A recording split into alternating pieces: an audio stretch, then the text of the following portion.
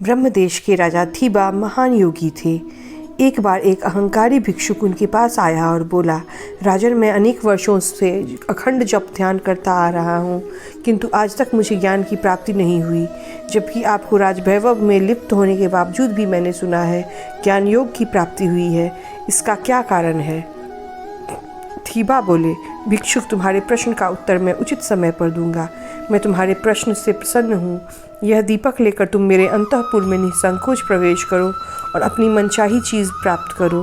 तुम्हारे लिए कोई रोक टोक नहीं है, किंतु ध्यान रहे यह दीपक बुझने ना पावे, अन्यथा तुम्हें पाप का फल भोगना होगा। वह भिक्षुक राजा के अंतःपुर में समीप ही रखा दीपक लेकर गया और कुछ ही क्षणों के उपरांत वापस लौट आया। थीबा ने उससे पूछा, कहो बंधु, तुम्हें मेरे अंतःपुर में आनंद प्राप्त हुआ? खाद्य पकवान, मदिरा, रमणीया, ये सारी चीज़ें तो तुम्हें सुलभता से प्राप्त हुई होंगी।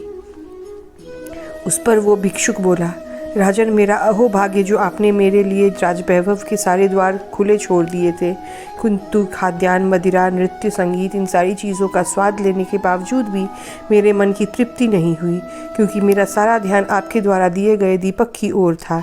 मन में सदैव यही आशंका रहती थी कि कहीं यह दीपक बुझने ना पावे। राजा बोले, बस यही कारण है बंधु कि प्रत्येक को ज्ञान की प्राप्ति नहीं होती।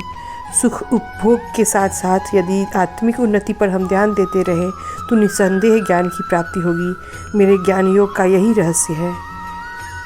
सोचिएगा ज़रूर दोस्तों एक बार कि ये जीवन की लौ बुझ जाए उससे पहले ही हमें आत्मिक उन्नति के लिए सोचना होगा, कुछ करना होगा, प्रभु नाम की माला जपनी होगी, तभी हम जीवन के पथ पर सही मायने में अग्रसर हो पाएंगे।